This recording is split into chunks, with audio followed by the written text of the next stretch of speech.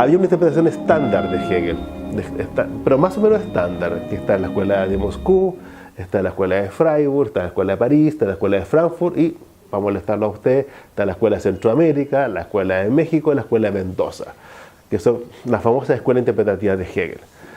Tanto la escuela de Moscú, que eran todos como de Plejánov, eran asociados a Hegel, pero eran todos pasados por Marx, luego Hegel la inversión de Feuerbach. Hegel es nuestro papá, es pensador de la dialéctica, pero como era de derecha, absolutista, espiritualista, lo damos vuelta y aparecen todas las condiciones materiales. ¿Ya? Esa es la típica de Plejánov. Y así lo trabaja, por ejemplo, el joven Lenin. Bueno, pero está también la gran escuela, por ejemplo, de Freiburg. La escuela de Freiburg, obviamente, está Heidegger, y ahí está Finn, Gadamer, todo el grupo que llega hasta Latinoamérica de heideggeriano.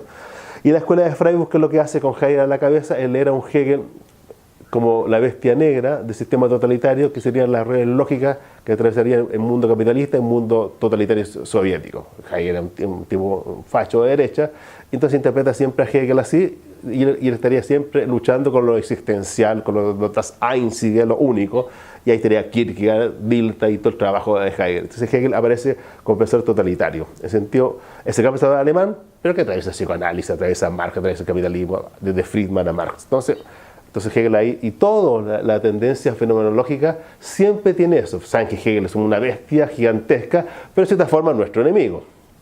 Bueno, la escuela de París tiene ni más ni menos a Koyev, a Gan Koyev, que es un horroroso ruso, perdón los franceses, que sabía alemán, y como ningún francés sabía alemán, él empieza a enseñar a Hegel a los parisinos. Y está Hippolyte, está Canguilhem, Lacan, Bataille, famosísimos todos. Y Koyev, por una interpretación propia, obviamente no la ciencia de la lógica era el libro maldito de Hegel, dificilísimo, como 1000 páginas, un duro alemán, además era el libro que habían hecho los soviéticos propios suyos, o sea, lo más duro de Marx, lo más duro de Lenin, estaba metido en la ciencia de la lógica. Luego un libro como totalitario que nadie quería leer, horroroso, intraducible. Y esta es la fenomenología del espíritu. Entonces, tardíamente, Koyev y Hippolyte empiezan a traducirla y comienza la famosa interpretación de Hegel de la fenomenología del espíritu, pero Koyev era sobre todo, le gustaba el psicoanálisis freudiano, le gustaba mucho Ser y Tiempo, Sein und Zeit de Heidegger, y hace una interpretación como antropológica en torno a la muerte, a la mortalidad, de un juego del singular al nosotros que aparece ahí en la interpretación de Koyev. Y aparece como Hegel, como gran filósofo de la fenomenología del espíritu, del nosotros y la institucionalidad, la negatividad como institucionalidad, que eso llega hasta ahora en el mundo francés. Y el pensador de la vida, de la afirmación, sería la lectura nietzscheana que hace Klosowski, que llega hasta Gilles Deleuze y hasta Michel Onfray, que llega actualmente. Sería como la línea que se hace en la escuela de París. Después está la escuela de Frankfurt. La escuela de Frankfurt, desde Horkheimer y Adorno, ahora a Honneth, pasando por el segundo juego de Habermas y Apple, y ahora está con Honneth, las tres escuelas de Frankfurt. Siempre estuvo Hegel presente, pero un Hegel pasado por Kant y algo de Marx, y comienza en un Hegel como muy revolucionario, sobre todo Adorno, porque Adorno es un gran lector de Hegel, y se fue cada vez edulcorando, después Adorno rompe con el proceso revolucionario, no cree en la juventud, llama a la policía contra los propios jóvenes, termina siendo un poco así como un pesimista estetizante. Habermas y Apple lo que hace es un juego a la socialdemocracia, transcribe todo el proceso revolucionario en lógica del discurso, y ahí Hegel queda absolutamente cantizado, queda dentro y queda metido un Hegel así desde la filosofía del derecho, que se utiliza como teoría de reconocimiento, y de ahí Honneth trabaja hasta ahora generando la estructura teórico-política para la socialdemocracia alemana, europea y mundial. Entonces un Hegel siempre pasado por Kant, jugando en teoría política, apoyando a Merkel y a la socialdemocracia, y es el Hegel del reconocimiento. Esa es la escuela de París. Y después está la escuela latinoamericana, que aman a Hegel, desde Cuyen, que ama a Hegel, Roy en Mendoza, aquí mismo en Centroamérica está lleno, el mismo Yacuría, y en México, en Dussel. Entonces, las tres escuelas de Latinoamérica siempre tienen a Hegel, lo quieren mucho, pero siempre es el Hegel Marx. Y siempre por detrás está la idea de Plejánov, o sea, Feuerbach, que hay que investir a Hegel. Entonces Hegel, rápidamente, cuando uno lee un texto de Yacuría, ya está leyendo un texto de Yacuría de los cursos universitarios, era obviamente la invitación de subir y pasaba por Hegel, su lectura de Marx, y Hegel queda bien, pero hay que invertirlo. Entonces no había proceso físico, no había proceso de comunidad, había como un carácter abstracto, una lógica por detrás. O sea, el mismo Ellacuría, el mismo Cuyen, el mismo Dussel, el mismo Roy, sobre todo Roy que amaba a Hegel, y Cuyen ama a Hegel. Cuyen sacó un libro gigantesco ahora sobre nosotros, y tiene mucho Hegel, pero siempre está Marx corrigiendo el modelo de Hegel. O sea, Latinoamérica está absolutamente traspasada por Feuerbach, por la lectura clásica a la izquierda, ya tanto la marxiana como la marxista, clásica. Bueno, esas son como la lectura histórica en 100 años respecto a Hegel. Y en el fondo, obviamente, está el problema de Schelling, el problema de Feuerbach, que está a la luz de la interpretación de Hegel. Y además está una cuestión política, que Hegel era un profesor de izquierda hasta el año 41, que Hegel murió en el 31, hasta el 41 fue un profesor de izquierda, prohibido, peligroso para el sistema, y después del 41 en adelante, obviamente después de la revuelta en Alemania, Hegel pasa a ser profesor de derecha, y se construye un profesor de derecha en sentido clásico, o sea, trabaja para el gobierno, para el rey, para el Estado prusiano. Luego hay un cierto carácter totalitario, así, de la universidad que succiona al singular, ya sea Dios, el rey, la institucionalidad. Entonces ahí comienza que Hegel se queda metido por las propias estructuras políticas de la derecha alemana, que ha metido dentro del establecimiento de derecha, siendo un profesor de izquierda, siendo que Hegel tenía hasta espías en sus clases que lo iban a espiar en Berlín cuando estaban las famosas lecciones. Bueno, eso es como estaba la cuestión de Hegel a nivel filológico, científico, a nivel político. Pero junto con eso, independientemente de eso, siempre ha estado una lectura de Hegel, siempre distinta, entre comillas, más propia. El mismo Marx cuando se separa de Feuerbach y empieza a leer a Hegel, ya del Capital y a lo que uno dice, clarísimo, da una vuelta, y ya no está esta cosa de cabro chico que tenía Marx, de las tesis de Hegel, la filosofía del derecho, todo eso que decía al comienzo, sacándose a Feuerbach de encima. Feuerbach tenía problemas interpretativos graves con Hegel, que era grave, además era por las lecturas con Schelling.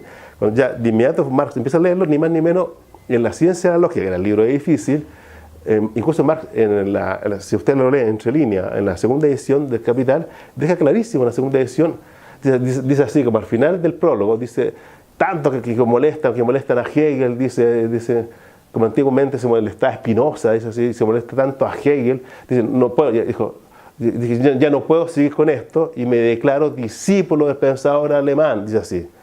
Incluso es más, dice, la lógica de mi libro, llegó un momento que voy como parafraseando hasta el lenguaje de Hegel, o sea, lo hace explícito a un lector con dos dedos de frente, dice que el libro es Eni por Hegel.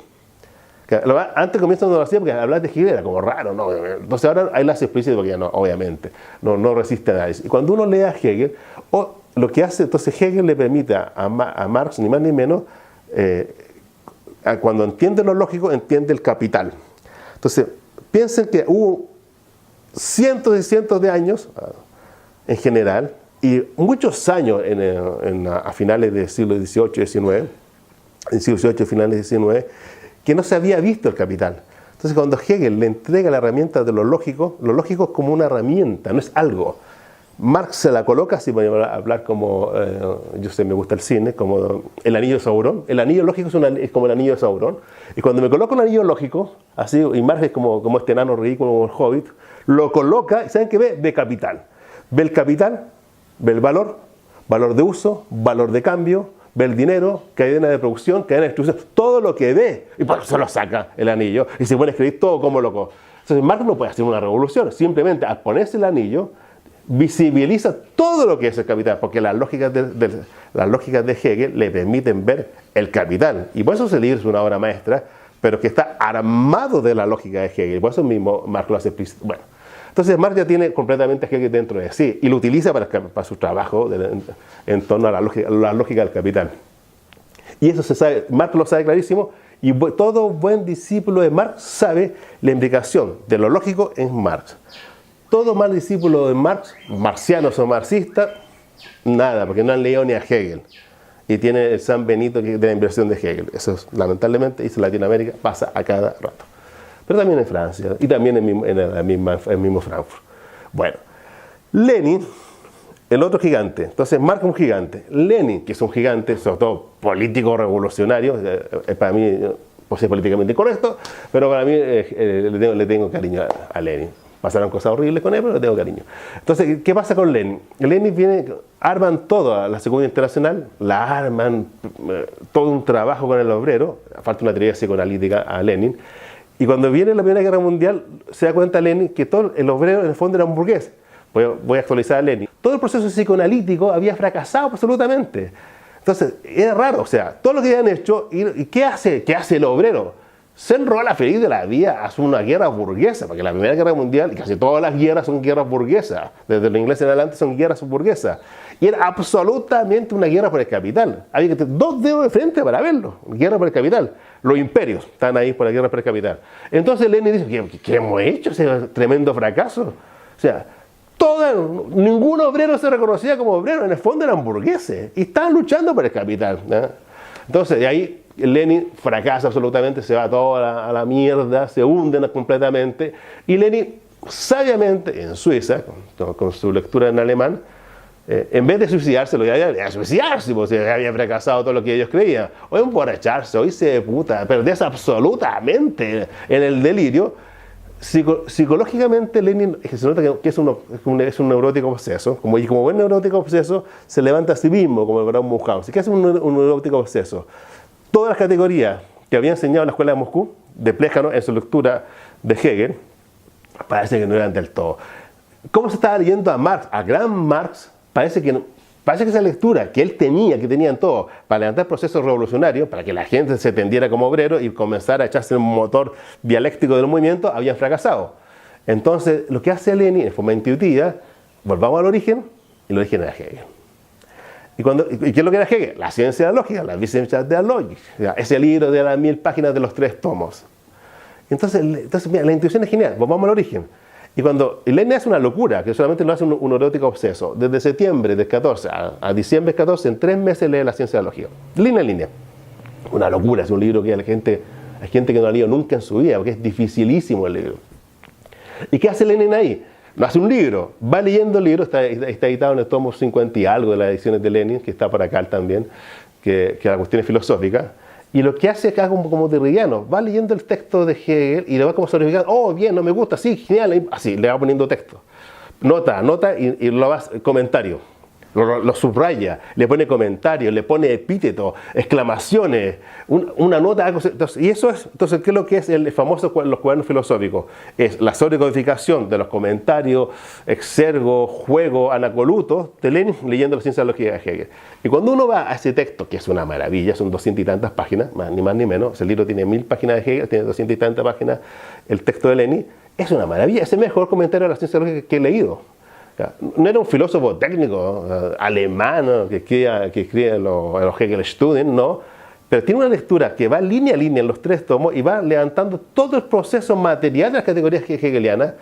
Se da cuenta que Marx era completamente hegeliano, se da cuenta que el Capital estaba escrito en la lógica de Hegel, y por eso coloca la famosa nota, es que no ha leído la ciencia de la lógica de Hegel, no puede entender el Capital de Marx, porque se dio cuenta que no se había entendido el Capital de Marx, y por eso había fracasado todo el trabajo con el obrero, que no era menor, o sea, no se había entendido, porque no se había leído a Hegel.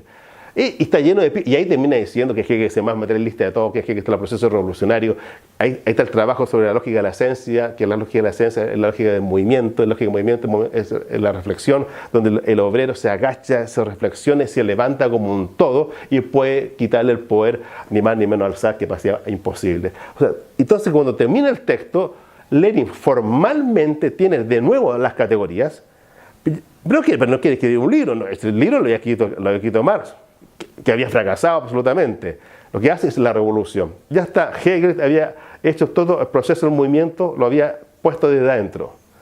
Ya, Marx había hecho, ni más ni menos con Engels en el 47, había hecho clarísimo el manifiesto. Darwin en el 50 y algo ya estaba sacando toda la idea de la evolución del hombre. Había fracasado completamente en la Segunda Internacional. Ahora había que hacer el proceso revolucionario en Rusia, que era un modelo para todo. Y eso es lo que hace Lenin. O sea, Lenin hace un tremendo trabajo desde Hegel mismo, para no escribir un libro, sino un acontecimiento, como diría un francés, una bandmant. Hace un proceso revolucionario. Entonces ya viene de nuevo Hegel, y completamente en el mundo de Lenin. Y después, cuando uno lee a Lukács, al primer Adorno, absolutamente está lo lógico dentro de ellos. Lukács constantemente dice que Hegel es un revolucionario. Y eso estaba claro porque se sabía historiográficamente. Se sabía todo su amor por los franceses. Se sabía cómo discutía con Schelling. Schelling era el absolutista de derecha. Entonces ya sabía que era de izquierda que era de izquierda y que el proceso lógico era un proceso revolucionario. Y ya Lukács lo empieza a leer así. El primer Adorno lo lee así. El primer Adorno en la lección empieza a leer a Hegel, como lo había leído, que siempre le estaba hablando al pueblo, y el pueblo para la transformación material y social. Así era un Adorno en los años 30, no como terminó después, horroroso. Entonces, ya estaba presente siempre una tremenda lectura de la ciencia de la lógica, y además de la izquierda, pero no izquierda reformista, ni la socialdemocracia, izquierda de transformación material, de emancipación. Gramsci tiene algo de eso también. Bueno, y después obviamente, pensadores actuales como Terry Eagleton en Inglaterra, Frank James en Estados Unidos, Slavoj Žižek en Eslovenia, por lo menos para nombrar a tres, Duque en España, Vincenzo Vitiello en Italia.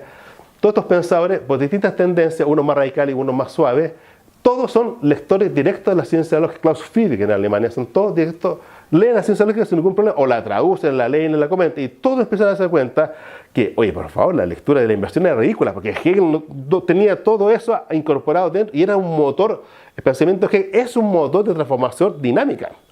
Pero estaba en la ciencia de la lógica, y por eso la fenomenología del espíritu queda como un momento de la ciencia de la lógica. La enciclopedia pierde toda la importancia que tenía, como la gente no podía leer a Hegel, leía la enciclopedia, y la enciclopedia era como para cabros chicos, un compendio para estudiantes donde se hablaba de la lógica, la naturaleza y el espíritu. Eso se rompe absolutamente, porque esa interpretación generó muchos errores, por ejemplo, en Latinoamérica, de creer que la lógica era como Dios. Venía el momento de la naturaleza, el momento del espíritu, era Dios, naturaleza y espíritu. Hegel no pensaba eso, pensaba en una articulación naturaleza y espíritu, donde lo lógico es el operador dinámico de los movimientos que lleva todo el proceso dentro de sí. Entonces se cae la lectura de la enciclopedia, se cae la lectura de la fenomenología del espíritu, se cae la lectura de Feuerbach, de Schelling, de Kierkegaard, se empiezan a caer todas las lecturas, y por eso actualmente, si esta izquierda, donde estoy yo, porque tengo una amistad con Žižek, una amistad con Negri, con ellos, empezamos a cambiar la lectura y empezamos a reutilizar a Hegel.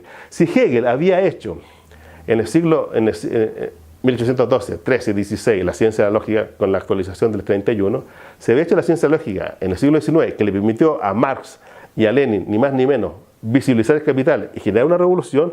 Lo que hacemos, Jameson, Eagleton, Toscano también en Inglaterra, lo que hace Slavoj en Eslovenia y en el mundo, y lo que hago yo es, ahora, en el siglo XX, a final del siglo XX, con el siglo XXI, levantar un nuevo discurso, que Hegel le llama un pretexto, obviamente es un pretexto, para leer la lógica del capital ahora, que no es el capital que está a final del siglo XIX. Y yo lo llamo capitalismo militarizado.